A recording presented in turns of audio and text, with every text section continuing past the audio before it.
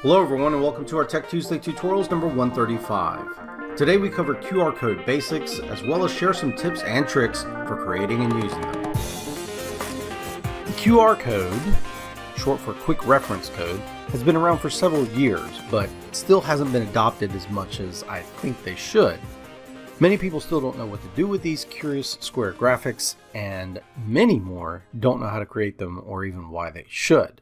In short, QR codes are like barcodes for computers and phones to read easily with their camera or another app. They're much like barcodes, but are designed to hold more information, like long URLs. Most modern phone cameras come with a native capacity to scan QR codes. To test whether or not your phone camera is compatible with QR, simply open up your camera and point it at the QR code shown here on the screen, which should pop up a link that you can tap to take you to our YouTube channel.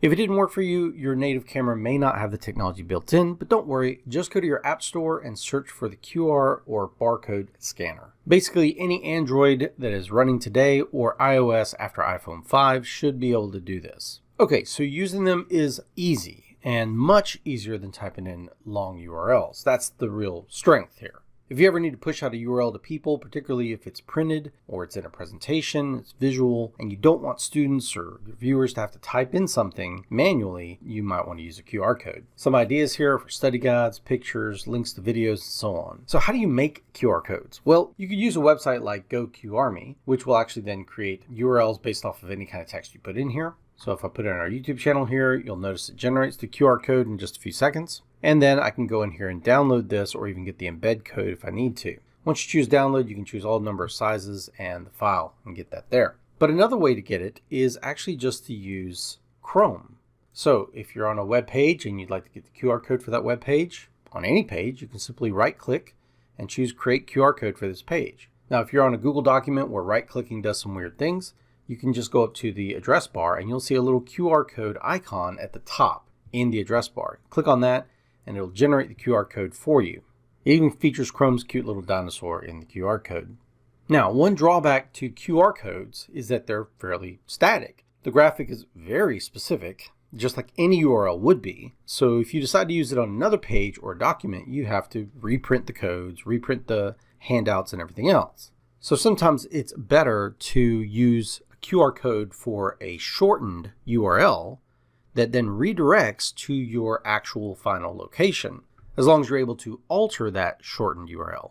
Now, if we go back in time a little bit to Tech Tuesday number 71, I did a video on Tiny.cc, my favorite URL shortener. And at the time, I mentioned that Bitly was a very popular one, but it did not support QR codes, and more importantly, it did not support recycling your URLs. That is, keeping the same short URL, Tiny.cc/Tech Tuesday or something like that, and being able to change where it goes so that you can continue to use the same short URL, but it goes to a different place. Well, Tiny.cc does support that. And so with Tiny.cc, you can go back to any of the short URLs you've created and point them to a different location. The good thing about that is you can make a QR code for the shortened URL, and that never changes. And then you can change the long URL where it actually points to in Tiny.cc. That way your QR codes don't have to be reprinted or anything else like that. Okay, so now for a bonus tip.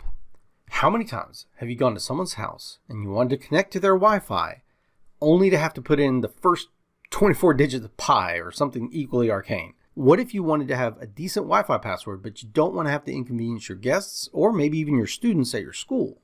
Well, QR codes don't just work for URLs. You can make one for your Wi-Fi as well, which would include the network name, security type, and the password all in a single QR code. So there are a couple of ways to do this. One is you can go to qifi.org, put in your SSID, the actual ID of your Wi-Fi, like what people see when they look for your Wi-Fi. You put in the encryption type, and then you put in the security key, and then you hit generate. And it generates a Wi-Fi code, which they then just need to scan with their phone, and it will automatically join them to the Wi-Fi. So if you have an Android phone, as of Android 10, you can now do this pretty easily. Basically, you go and long press your Wi-Fi icon at the top of your phone, and then look for a little thing that says share. You'll see a little icon there. You tap that share button, and it will show you a full page with the QR code on there. Then just take a screenshot of that and crop it, and you've got yourself a JPEG file with your QR code. Then you can just drop that graphic into a Google Doc and print that out, put that wherever you need guests to be able to see it so that they can just scan it and join your Wi-Fi. To join someone else's Wi-Fi, honestly, you really just need to scan it and hit the link that pops up.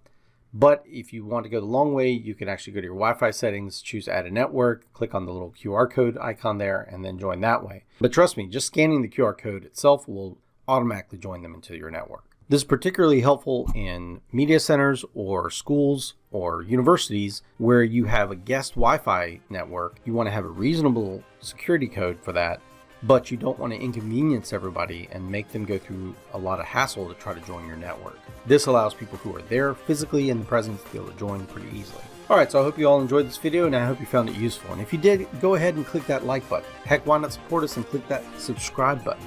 Click the bell icon to receive email notifications. Leave a comment or an idea for a Tech Tuesday video below. Share this video with your friends. And we'll see you guys in the next video. Bye-bye.